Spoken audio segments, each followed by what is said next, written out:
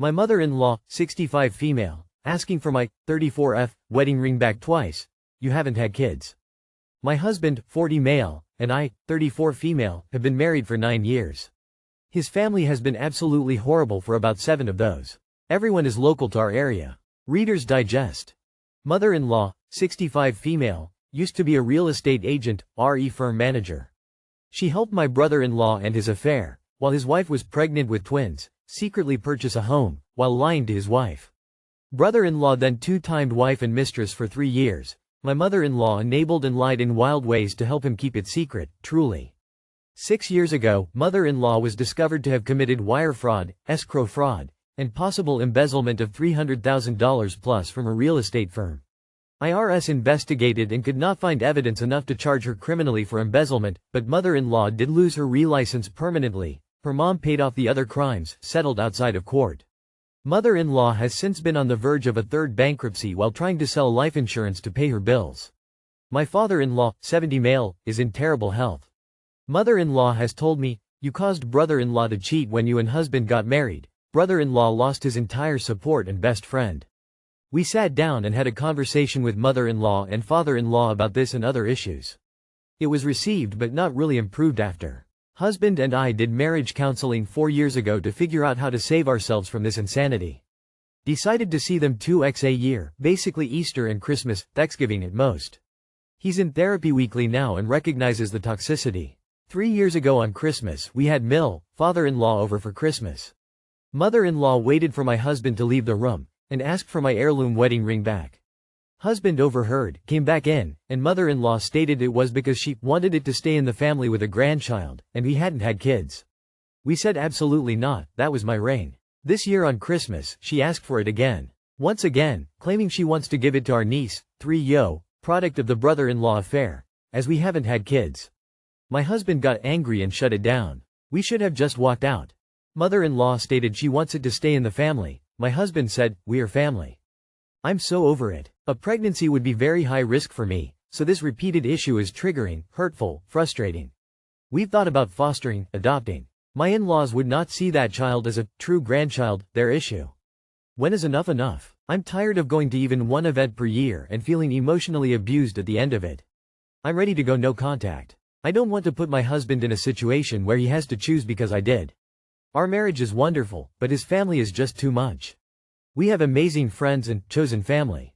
Go NC. Easy. If he wants to continue going to one event a year, so be it. But enough is enough for you. Cut them off and enjoy the peace. I rarely see my in-laws, and I don't stop my husband from seeing them.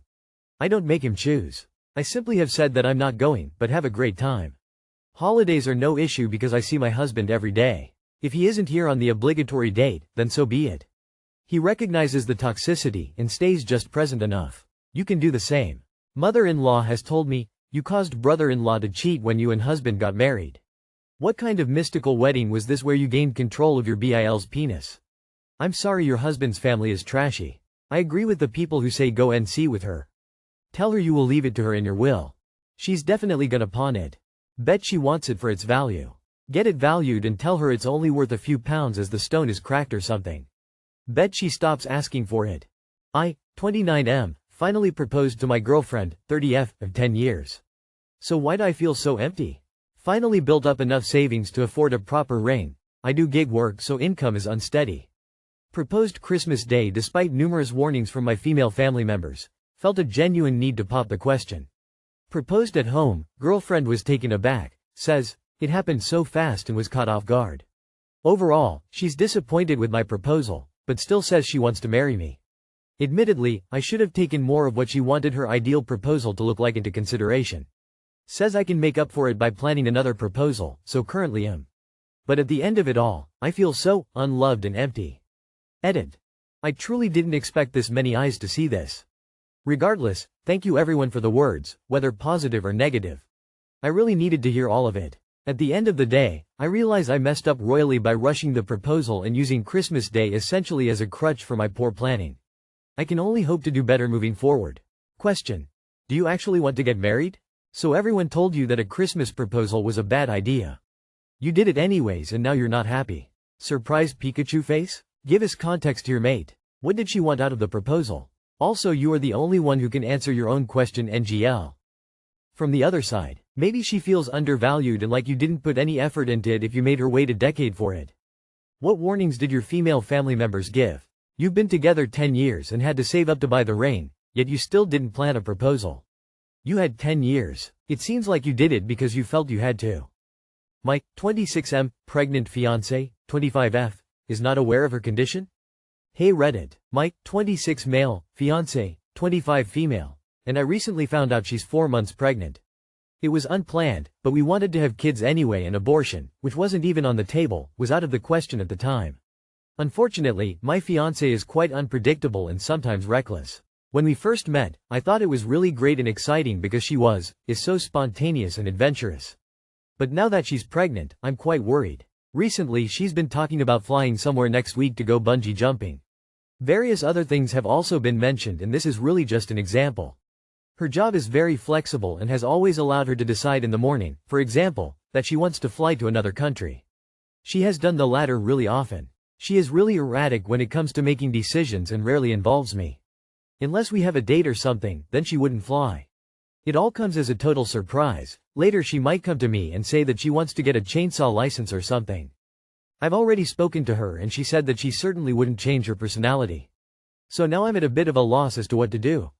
I'd be having discussions about what happens after the baby is born. What are her expectations? What are yours? Is she, or is there a chance she's bipolar? Sounds like she doesn't want to lose her adventurous lifestyle, which is a normal fear when having children. Especially since this pregnancy was unexpected, she's probably worried that she won't be able to do the same things after birth. I'd try and be supportive, maybe go on some hikes with her and still make the effort to do some fun activities. If she's not far along, a few activities won't hurt. Maybe even suggest plans for after the baby is born. She's 4 unplanned months pregnant and wants to go bungee jumping? I don't think she wants this kid, bro. You're not even supposed to go on a trampoline pregnant. Bungee jumping is just a common sense thing not to do while pregnant. I think y'all need to have a serious convo. And if she expects to do this after birth, she can't just up and take a 4-month-old on dangerous activities or paragliding or get a chainsaw license or some shit. Wow, sounds like she can't wait to have a kid. Just because she's not having an abortion doesn't mean she needs to keep it. And it sounds like she doesn't want to. Poor woman. There's nothing for you to do. She is the same person she was before pregnancy. Presumably she is receiving prenatal care from an obstetrician or midwife. They can advise her on when her activities may need to change. Wife, 30 female, said something weird to me, 32 male, this morning, and I don't know how to respond. Wife of 7 years, 2 kids, was down this morning. Asked her what was up and she said she was feeling bad about her career choices, then said she felt like her high school ex would be judging her. I got quiet and told her I didn't particularly care about her ex's opinions on anything, and she got mad initially, but has since apologized and told me she wasn't even awake when she said it. I haven't thought about any of my exes in years, let alone woken up worried about if they'd approve of my resume. I can't get over this, it was so out of left field. How do I even begin to discuss this with her? In high school, there are those who we all expect will rule the world one day. My guess is she was referring to the expectations back then versus the reality of now.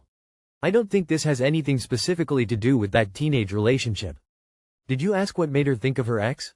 It sounds like more of a weird thing about her teen self judging herself, being disappointed than anything. If you don't already know, maybe ask the story about her and her high school ex. They might have been super competitive, many reasons to think back.